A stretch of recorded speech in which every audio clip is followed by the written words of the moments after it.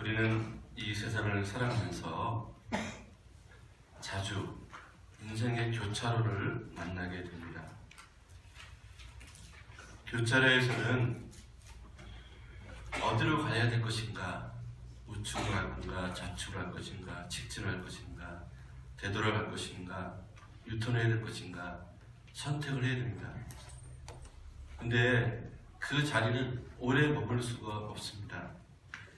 반드시 어느 한 길을 선택하고 그 길로 발을 들여놓아야 됩니다. 이런 인생의 교차로와 거기에 따른 이 중요한 결단을 해야 되는, 선택을 해야 되는 그런 기로에 자주 서게 됩니다. 오늘 저와 여러분이 여기 앉아있는 것은 과거에 그러한 선택을 통해서 지금 이루어지고 있는 진행 중인 겁니다. 또 지금의 선택을 통해서 앞으로 미래의 우리의 모습들이 결정될 것이고 또 열려지게 될 것입니다. 그런데 이 선택이 어려운 이유는 뭐냐면은 어떻게 하면 이게 바른 선택인가? 어떻게 유익한 선택을 할 것인가? 그런 문제가 있기 때문에 그렇습니다. 두 가지를 동시에 충족할 수 있는 선택을 바라보는 욕구 때문에 우리 늘 어려운 것입니다. 그를 위해서 인생은 하나의 선택이다 이렇게 말할 수 있는데, 그리고 이 자신의 선택에 따라서 이런 우리의 운명이 좌우되는 것을 우리는 많이 경험하게 됩니다. 오늘 우리가 함께 대하는 이 본문의 말씀은 그런 관점에서 보시면 유익한 말씀이 될 것입니다. 다윗이 사울의 시기와 미움을 받아서 원치 않는 피난길에 서 있었던 이야기입니다. 가장 그 다윗 일생에 있어서 가장 폭풍과 세게 몰아쳤던 바로 그런 암담한 시절에 관한 것들입니다. 다윗이 어떤 선택을 했는지, 그 인생의 교차로에서 어떻게 했는지 그 말씀을 통해서 오늘 우리의 삶 가운데 적용하고 또 그 말씀의 은혜 갖고 깨달음 있기를 원합니다. 다윗은 오랜 기간 동안 사울 왕에게 쫓겨다녔고 시기와 미움을 받았습니다. 더 이상 자기 나라에서 살 수 없는 지경까지 오게 되니까 이제 다른 나라 블레셋 땅으로 망명생활을 하게 됩니다. 블레셋으로 망명을 떠나는 이 마음을 사무엘상 27장 1절에 이렇게 설명하고 있습니다. 다윗이 그 마음에 생각하기를 내가 후일에는 사울의 손에 망하리니 블레셋 사람의 땅으로 피하여 돌아가는 것이 상책이로다. 자, 무슨 말입니까? 다윗은 오랜 기간 동안 너무 몸도 마음도 지치고 힘들었던 모양입니다. 이제는 내 고향 땅, 내 고국 땅에서 머물러 있다가는 이제는 죽겠다라는 생각이 두려움이 찾아오게 된 것입니다. 그래서 이제 블레셋 사람의 땅으로 들어가는 것이 상책이로다 이렇게 말하고 있는 것입니다. 이것이 최선의 방법이고 생각이라고 했던 것입니다. 그 길만이 자신의 생명을 보존하는 길이라고 생각을 한 겁니다. 그래서 자기를 따르는 사람들 600명의 군사들이 있었습니다. 그리고 또 가족들과 함께 블레셋으로 망명생활을 하게 됩니다. 그리고 그렇게 망명한 지 1년 4개월이 지났을 즈음에 이 블레셋과 자기 나라 고국 이스라엘과 전쟁이 일어나게 되었습니다. 정말 심각한 상황입니다. 다윗은 자기 나라는 이스라엘이지만은 망명생활하고 있는 블레셋 땅에서 녹을 먹고 있는 신세였거든요. 이 두 나라가 전쟁이 일어났으니 이제 피할 길이 없는 겁니다. 만약에 이 전쟁에 나가게 되면 다윗은 일생일대 오점을 남기게 되는 것이고 이 인생의 변곡점에서 어떤 선택하는가, 그 생에 있어서 가장 힘든 상황이 지금 그 앞에 펼쳐지게 된 겁니다. 여러분, 얼마나 고통스러웠을까 생각을 해보십시오. 장차 이스라엘 왕이 될 사람이 동족을 향해서 칼을 들어야 되는 이 기가 막힌 상황.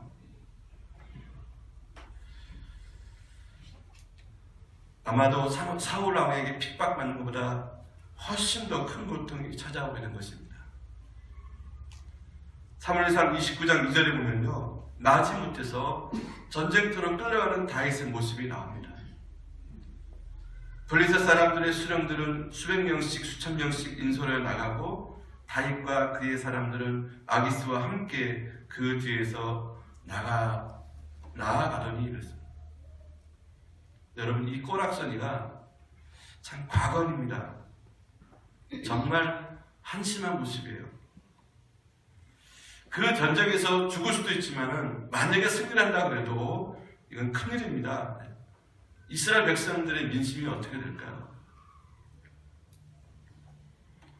만약에 이번에 사울 왕이 전살하게 되면은 다윗이 그 모든 책임을 뒤집어 쓰게 되는 상황입니다. 그러면 쿠데타를 일으키게 될 것이고 왕이 될 수도 없고 설사 왕이 된다고 해도 이 정통성을 인정받을 수 없는 그런 절박한 상황을 보게 된 겁니다.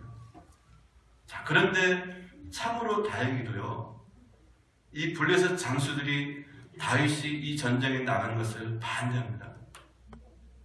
그래서 그 사무엘상 29장 3절부터 11절 보게 되면요, 다윗의 참전이 취소가 됩니다. 그때 블레셋 장수들이 항의를 하게 된 겁니다. 도대체 뭘 믿고 다윗을 전쟁에 데리고 나가느냐, 뒤에서 다윗을 치면 우리는 꼼짝없이 죽는 거 아니냐. 그래서 이제 그 블레셋 왕은 이 다윗에게 철문을 이제 명령하게 됩니다. 아마 다윗이 겉으로는 안 그런 척했지만은 가슴을 쓸어내리면서 돌아가는 이 다윗의 쓸쓸한 모습이 그림에 그림을 보듯이 눈에 선합니다. 이 다윗 일행이 시글락으로 돌아갑니다. 자리를 비운 게 겨우 3일인데 그 사이에 큰일이 또 터지고 말았습니다. 이 아멜렉 족속이 이 다윗이 일행들이 살고 있는 시글락을 침노한 겁니다. 성읍을 불태우고 언여자들과 아이들을 붙잡아 갔습니다. 그 참상이 오늘 우리가 읽은 사무엘상 30장 3절 4절에 기록되어 있습니다. 정말 기가 막힌 상황입니다. 그렇지 않아도 이 망명사울이 서럽고 이스라엘과 전쟁에서 겨우 빠져나오는데 너무 또 기가 막힌 일이 또 벌어지니까 넋이 나가고 말았습니다. 이 참담한 현장 앞에 자신들이 갖고 놓은 이 삶의 현장이 잿더미가 되고 말았습니다. 그때 겪어했던 아픔과 슬픔이 얼마나 컸는지 오늘 성경에 보니까 울 기력조차 없을 정도로 소리를 높여 울었다. 그뿐 아니죠. 다윗과 함께 전쟁에 참전하다가 돌아온 사람들이 다윗을 돌로 쳐 죽이려고 합니다. 왜 그럴까요? 이 모든 것이 다윗의 책임이었거든요. 이스라엘과 전쟁에 참여하다가 거절당한 것도 다윗 때문이었고요.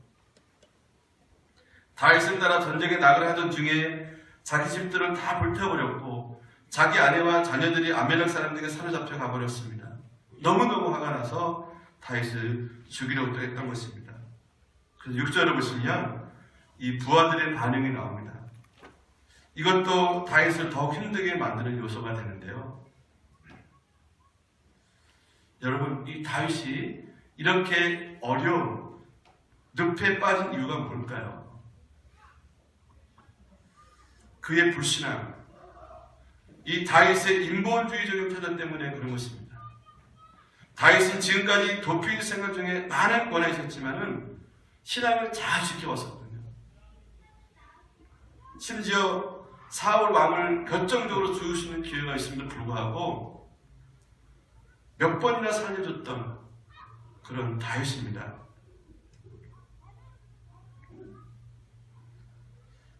얼마나 멋진 신앙인지 모릅니다. 얼마나 당당합니까? 하나님만을 전적으로 의지했던 그의 신앙이었던 것입니다. 자, 여러분, 여기서 우리가 알아야 될 것은 뭐냐면, 아무리 신앙이 좋은 사람이라도 한순간 하나님을 바라보는 그 영적인 시선을 놓쳐버리면 이렇게 되는 거예요. 작은 고난에도 흔들립니다. 낙심합니다. 그래서 불신앙으로 떨어지는 거예요. 작은 겁니다. 지금까지 잘 해왔는데 한순간에 그것이 또 반복되고 또 쌓이다 보니까 한순간에 이렇게 불신앙으로 떨어지게 됩니다.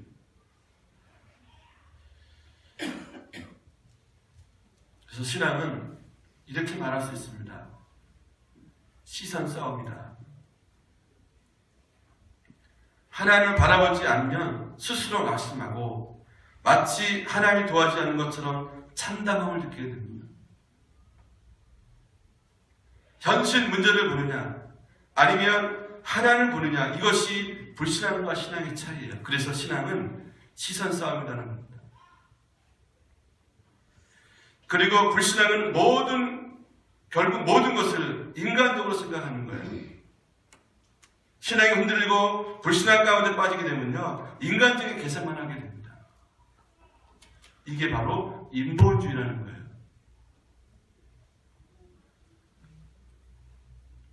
내 삶에 하나님을 배제하는 겁니다. 제껴놓는 겁니다. 그래서 생각하고 판단하는 겁니다. 그리고 그 인생의 교차로에서 스스로 인간적인 판단과 결정을 하게 되는 겁니다. 잠시 동안은 이것이 통할 겁니다. 근데 하나님 앞에서는 통하지 않더라고요. 임기응변으로 내가 인간적인 생각을 해서 잘 될 것 같은데 나중에는 반드시 안 좋은 결과를 갖게 되고 이것이 결국 하나님 앞에서 통하지 않더라고요.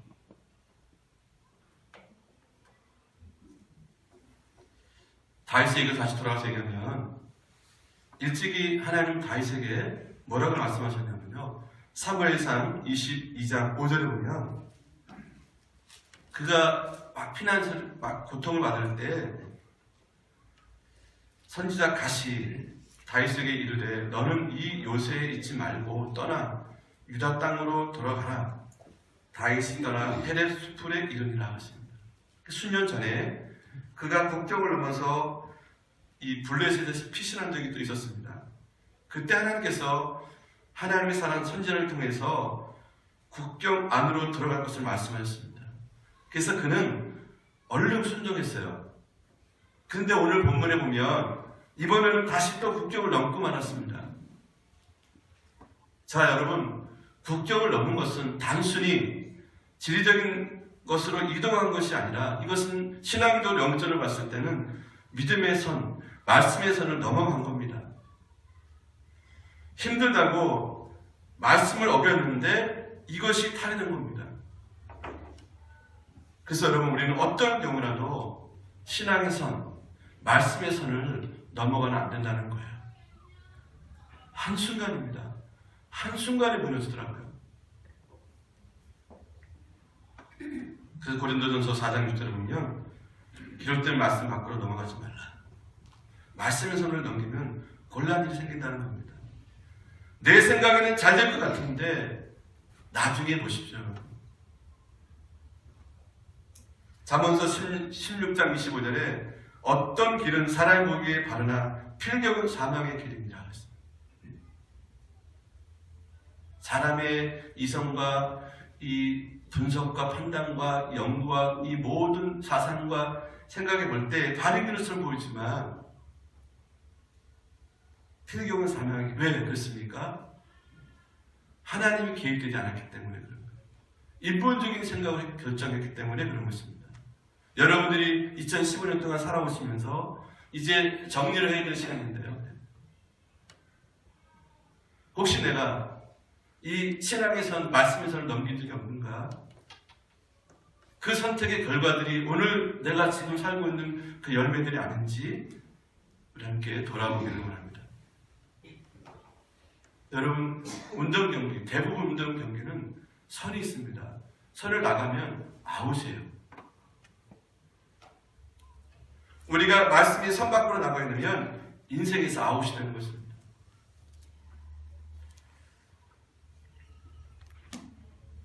믿음의 조상 아브라함, 이 아브라함도 다윗처럼 실수를 함으로 늪에 빠진 적이 있었습니다. 자식이 없을 때 하나님께서 그에게 너에게 하늘의 별처럼 많은 자녀를 주겠다라고 약속을 주시죠. 그런데 오래 가도록 이 말씀의 응답이 오지 않으니까 자기 생각으로 이 말씀을 이루지 않자 자기 여종 하가를 첩으로 받아들이고 그리고 그 사이에 아들을 낳게 됩니다. 그 아들이 이스마엘이죠. 좀 더 기다려야 했는데 인간적으로 잘못 생각하고 선택을 하게 된 겁니다. 그 이후에 어떻게 됐습니까, 여러분? 처음에 아들 낳아서 얼마나 좋았겠어요, 그죠? 잠시 잠깐 아내 사라와 첫 하갈 사이에 다툼이 일어나게 됩니다. 나중에 태어난 적자 이삭과 먼저 태어난 서자 이스마엘 사이에 갈등이 일어나게 됩니다.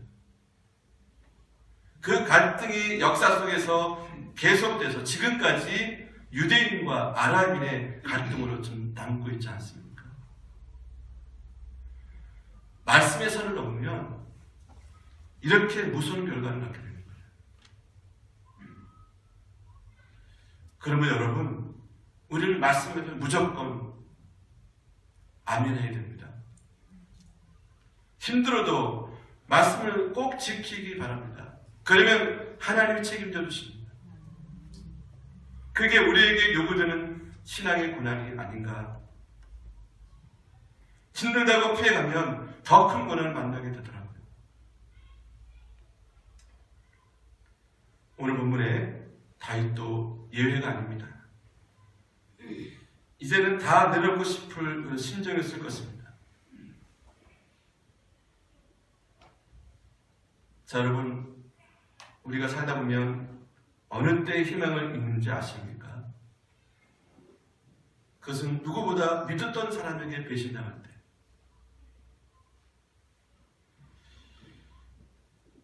오늘 다윗은 지금 자기에게 돌을 던지는 사람들이 누구입니까?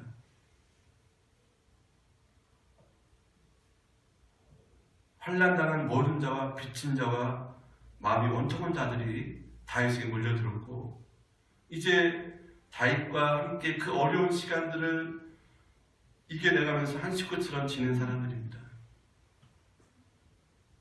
그들은 하나같이 그 시대에 철저하게 버림받았던 사람들이었고요. 오갈드는 그들과 함께 내일을 기다리면서 함께 정을 나누고 가족처럼 끈끈한 관계를 맺었던 사람들입니다. 그런 그들이 지금 자제력을 잃고 돌로 다윗을 쳐 죽이려고 한 것입니다. 어떻게 보면 모든 것이 끝나 보이지 않습니까, 여러분? 이 인생의 커다란 변곡점에서 다윗은 전혀 예기치 못한 일을 만나게 됩니다. 여러분, 이런 말씀 혹시 들어보셨나요? 인생의 끝은 하나님의 시작이다. 오늘 6절 하반절을 보십시오. 그 하나님 여호와를 힘입고 용기를 얻었더라 그랬습니다. 무슨 말입니까? 다윗은 절망적인 때 환경을 바라보거나 주변의 사람들을 바라보지 않았습니다. 뭘 바라봤어요? 하나님 바라보고 하나님을 찾았습니다. 여러분 이 말씀에 주목하십시오. 우리가 신앙이 흔들릴 때 보십시오. 누굴 바라보고 그런 절망이 왔는지, 그런 불신앙을 살았고 우리가 그런 불신앙의 삶을 살아왔는지 한번 돌아보십시오. 누굴 바라봤을 때 그런 일이 생겼는지. 흔히도 우리가 사람 때문에 시험 받습니다. 그것은 그 사람과의 문제지 하나님과의 문제는 절대로 아니거든요. 근데 우리는 그 사람과의 문제 때문에 하나님을 불신하고 선택하더라고요. 그건 어리석은 것입니다.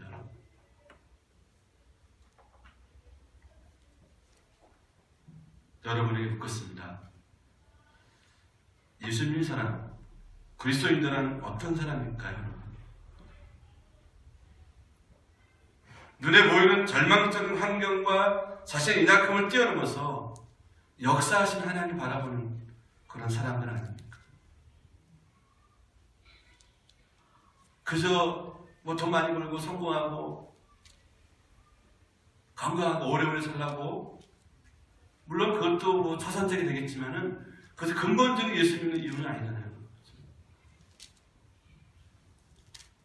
눈에 보이는 것에 매이지 않고 오히려 믿음으로 눈에 보이는 장애물을 뚫고 앞으로 나가는 사람들 아닐까요?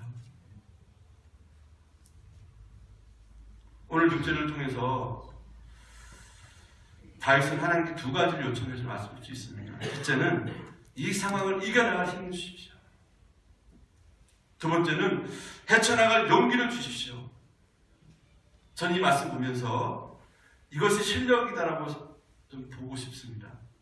어떤 실력? 영적인 실력이다. 영적인 일도 실력이 있어야 됩니다. 자, 어떤 실력, 능력일까요? 몇 가지 말씀드리면, 첫째는 인생 위기 때 하나님을 바라볼 수 있는 능력. 사람들이 다 등을 돌리고 배신할 때 하나님께 힘을 얻을 수 있는 능력. 앞이 캄캄할 때 빛 대신 하나님을 바라볼 수 있는 능력. 절망 중에서 다시 일어설 수 있는 용기. 이것이 다 영적인 열매입니다. 우리 인생길은 나만 홀로 외로이 걷는 것이 아닙니다. 내가 쓰러져 있을 때 다시 일어설 것 같지 않은 절망적인 자리에서도 나의 구원자이신 주께서 나와 함께 계심을 믿어야 합니다.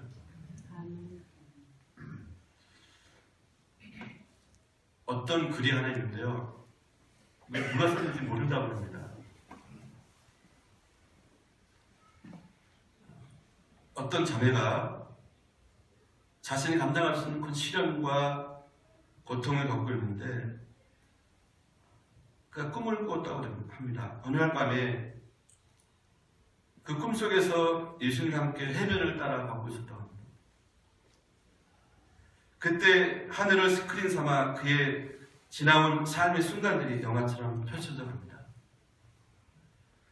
머리 위에는 두 짝의 발자국이 나란히 나와 있었습니다. 하나는 그의 것이고 다른 하나는 주님의 것이었습니다. 근데 갑자기 폭풍우가 밀려오고 이 모래사장 아름답게 찍혔던 두 개의 발자국이 사라진 채 어지럽게 찍혀있는 단 하나의 발자국만 보게 됩니다. 그는 항의하듯 주님께 물었습니다. 주님, 제가 주님을 따르고 했을 때 주님은 저와 함께 계시겠다고 약속하셨습니다. 그러나 왜 제가 주님을 가장 필요할 때 주님이 어디 계셨습니까? 주님이 이렇게 대답하셨다고 합니다. 나의 소중한, 정말 소중한 아이야. 나는 결코 너를 떠난 적이 없었단다. 내가 본 그 한 짝의 발자국은 나의 발자국이란다. 내가 고통과 환난을 당했던 그 시간에 내가 너를 얻고 갔었단다. 자, 이런 이야기가 있습니다. 때로는 아닌 게 아니라 주님이 우리 눈에 보이지 않을 때가 있습니다.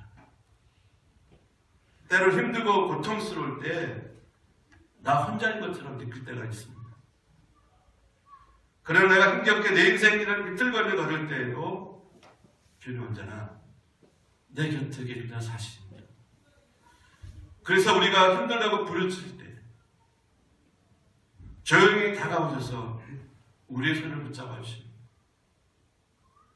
우리의 삶을 인도해 주십니다. 그리고 그 주님은 오늘 예배드리는 저와 여러분과 또 함께 계십니다. 오늘의 현장에서도 우리는 주님을 보지 못할 수 있습니다. 그래서 때로는 우리가 내 눈에 보이지 않는다고 주님이 내 곁에 계시는 것처럼 생각하면 살 때도 마음이 있습니다. 그러나 그럴 때에도 주님 우리와 함께 계십니다.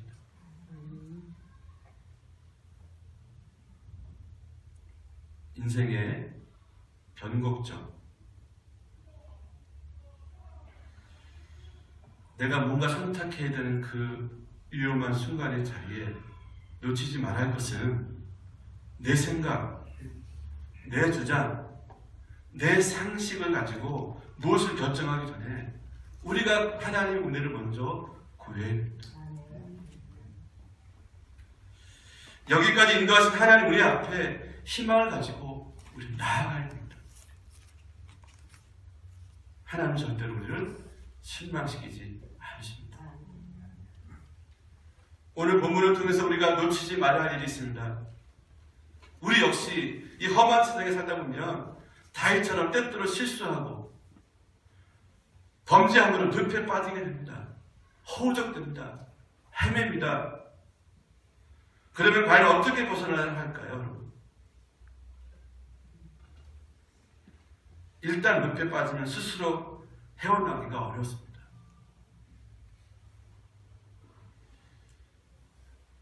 그러므로 무엇보다도 하나님은 내가 그래서 필요한 겁니다. 오늘 말씀 보게 되면 정말 이 전쟁에 참전할 수밖에 없는 상황이 있을 때 하나님 극적으로 그 상황에 개입하십니다. 하나님 놀라운 섭리죠. 블레셋 장수들이 반대하죠. 다윗은 전쟁에 내보지 말아라. 여러분 얼마나 다행입니다.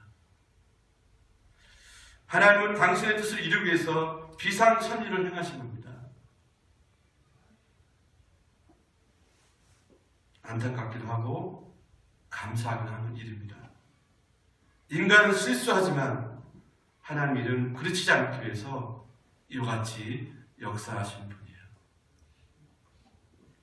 그래서 우리가 끝내는 승리할 수 있도록 인도하신 분이십니다.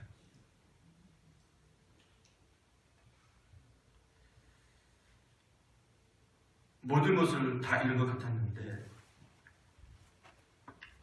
여기 결과를 한번 보실까요? 여러분 18절부터 20절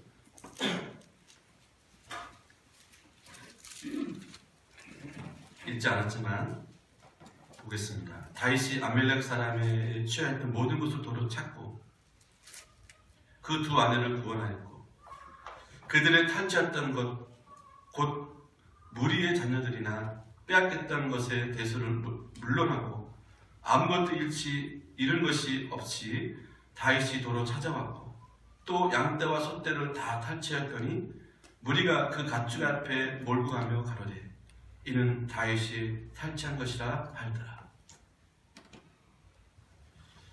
여러분 하나님을 의지한 결과는 이와 같이 아름다운 것입니다. 오히려 이 전리품들을 나눠주고 선물을 줄 정도로 이런 결과를 낳게 된 것입니다. 여러분 이것이 바로 믿음의 힘이고 신앙의 힘이에요. 여러분 우리가 신앙생활은 주일날 예배드리는 것으로 끝나는 것이 아니라 우리 삶 속에서 이와 같은 우리의 믿음의 고백과 믿음의 실천을 통해서 이 같은 믿음의 힘, 신앙의 힘을 경험하는 우리 모두가 다 되어야 됩니다. 우리가 즐겨 부르는 이 복음송 가운데 그 복음송이 있습니다. 하나님 한 번도 나를 실망시킨 적 없으시고 한번 불러봤으면 좋겠는데요. 가사를 한번 띄워주시고요.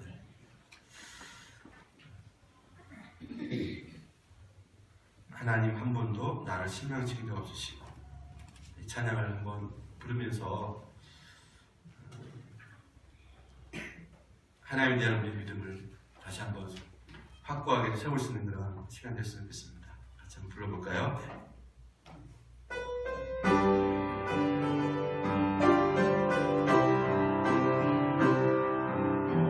하나님 한 번도 나를 실망시킨 적 없으시고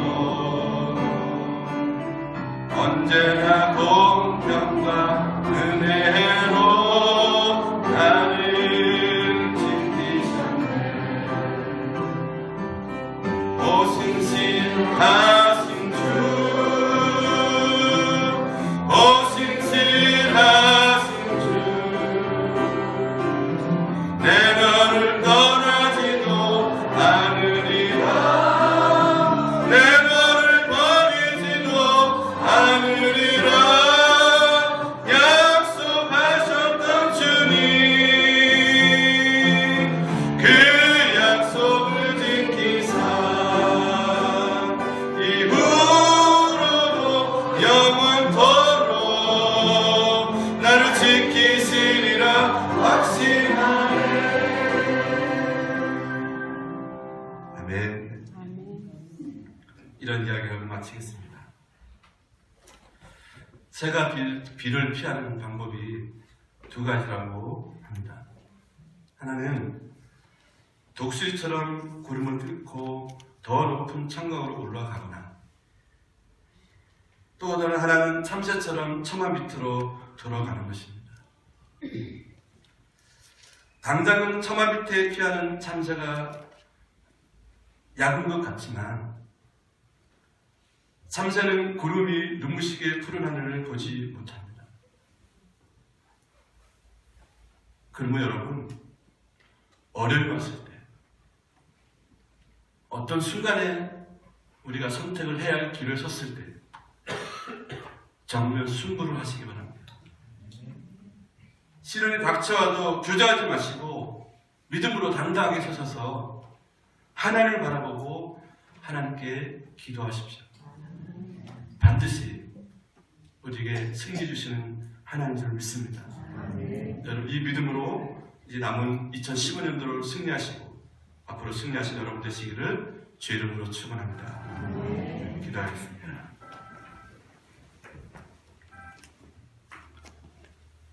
거룩하신 하나님, 한 달도 채 남지 않은 한 해의 끝자락에 서서 지난 날을 돌아봅니다.